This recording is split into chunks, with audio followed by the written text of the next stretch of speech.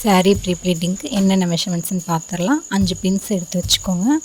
சாரியோட மடிச்சடிச்ச பக்கம் நம்ம பக்கம் இருக்கணும், நம்மளை பார்த்துருக்கணும். சாரியோட மடிச்சடிச்ச பக்கம் நம்மளை பார்த்துருக்கணும். சாரி எல்லாத்தையும் க்ரஷ் பண்ணி தோல் மேலே போட்டுட்டு நமக்கு முந்தி எந்த ஹைட்டில் வேணுமோ அந்த அளவுக்கு வச்சுக்கோங்க.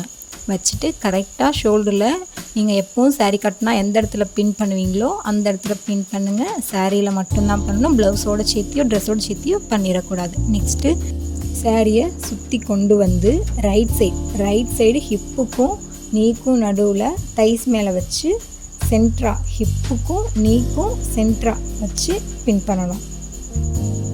நெக்ஸ்ட்டு கையோட எல் ஷேப், கட்டை விரல் வந்துட்டு செகண்ட் பின்லையும் ஆள்காட்டி விரல் தேர்ட் பின் அந்த இடத்துல போடணும்.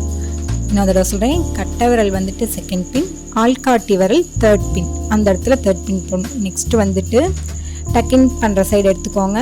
அதுலேயும் சாரீ ஓரம் மடிச்சடிச்ச பக்கம் நம்ம பக்கம், ரொம்ப உள்ள தள்ளி சொருகக்கூடாது, நடக்கும்போது தட்டும். கரெக்டாக திரும்பி எல் ஷேப், பெல்லி பட்டன்லேருந்து அந்த இடத்துல சொருகிட்டு உங்கள் கையில் எல் ஷேப் எங்கே வருதோ கரெக்டாக பெல்லி பட்டன்லேருந்து அங்கே நெக்ஸ்ட் பின் போடணும். கரெக்டாக பார்த்து பண்ணுங்கள். பெல்லி பட்டன்லேருந்து எல் ஷேப்பில் இருந்து நெக்ஸ்ட் பின் போடணும்.